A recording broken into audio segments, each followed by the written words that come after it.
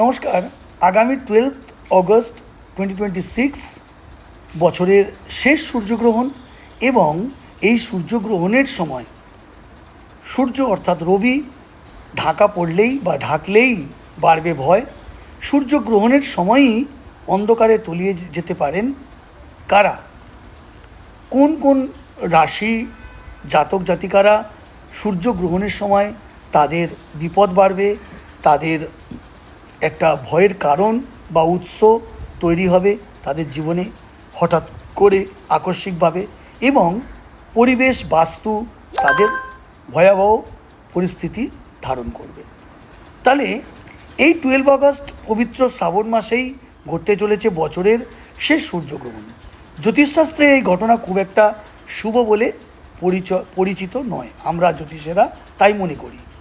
আবার বছরের শেষ পূর্ণগ্রাস সূর্যগ্রহণ নিউমারোলজি বা সংখ্যাতত্ত্বেও গ্রহণকে আত্মবিশ্লেষণ, পরিবর্তন এবং নতুন সূচনার প্রতীক হিসাবে আমরা দেখে থাকি। তাই অনেকেরই প্রশ্ন ওঠে, সূর্যগ্রহণের প্রভাব কি মূলাঙ্ক বা আপনার বাড়ির পরিবেশ ইতিবাচক শক্তির উপর পড়তে পারে? চলুন এই বিষয়ে আমরা আলোচনা করি। এখানে প্রথমে একটি বিষয় পরিষ্কার করে রাখা জরুরি। শুধুমাত্র সূর্যগ্রহণের কারণে কোনো বাড়িতে হঠাৎ বাস্তু দোষ সৃষ্টি হয় এমন দাবি কিন্তু করা যায় না।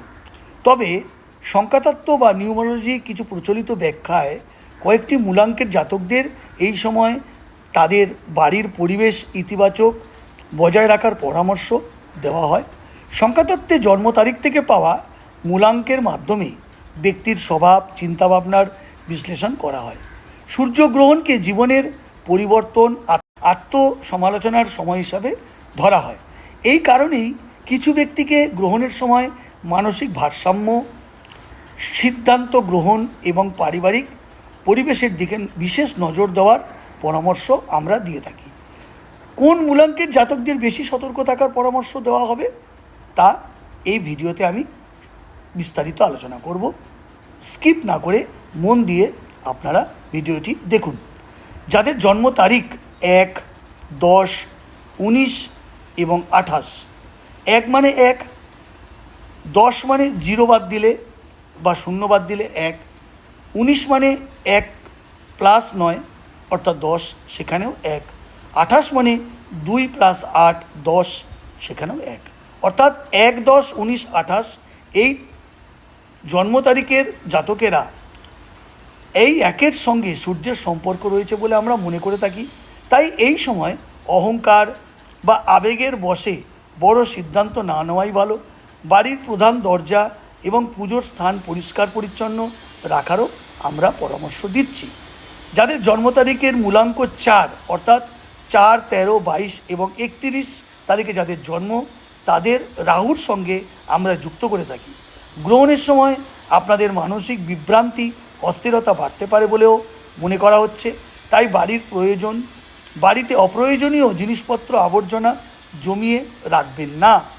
যাদের জন্ম তারিখের মূলাঙ্ক 8, 17, 26 তাদের সঙ্গে ধৈর্য ধরে রাখার বা আপনার কথা বলা যে পরিস্থিতি বা কায়দা সেগুলোর ওপরে কিন্তু নির্ভর করছে।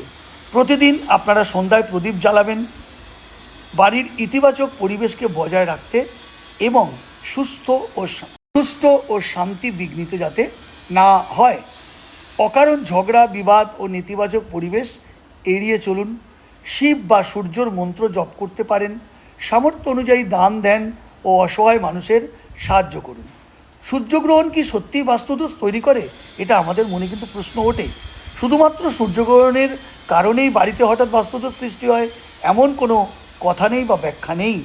বাস্তুদোষ অনুযায়ী বাস্তুদোষ মূলত বাড়ির দিক নির্দেশ, নির্মাণ শৈলী, ঘরের বিন্যাস এবং শক্তির ভারসাম্যের উপর সম্পর্কিত, গ্রহণের সঙ্গে কিন্তু নয়। তাই গ্রহণের সময় আমি একটু আগে যেগুলি বললাম সেই উপদেশগুলি পালন করুন এবং আপনার বাস্তুকে এবং নিজেকে বা নিজের ভারসাম্যকে বজায় রাখার জন্য উপরোক্ত কথাগুলি আপনারা মেনে চললে তাহলে আপনাদের কিন্তু এই সমস্ত সূর্যগ্রহণের সময় যে অপ্রাসঙ্গিক ঘটনা বা অশুভ যে ঘটনা তা থেকে আপনারা বিরত থাকতে পারবেন। তো বন্ধুরা, আশা করি ভিডিওতে আমি সব ব্যাপারগুলো বলতে পেরেছি। যদি কোনো বিষয় এড়িয়ে যাই, বলতে না পারি, তাহলে কমেন্ট বক্স তো খোলা আছে, আপনারা আমাকে কমেন্ট করবেন। ভালো থাকবেন, সতর্ক থাকবেন, দেখা হবে নতুন ভিডিওতে। সুস্থ থাকুন, সতর্ক থাকুন। জয় মাতারা।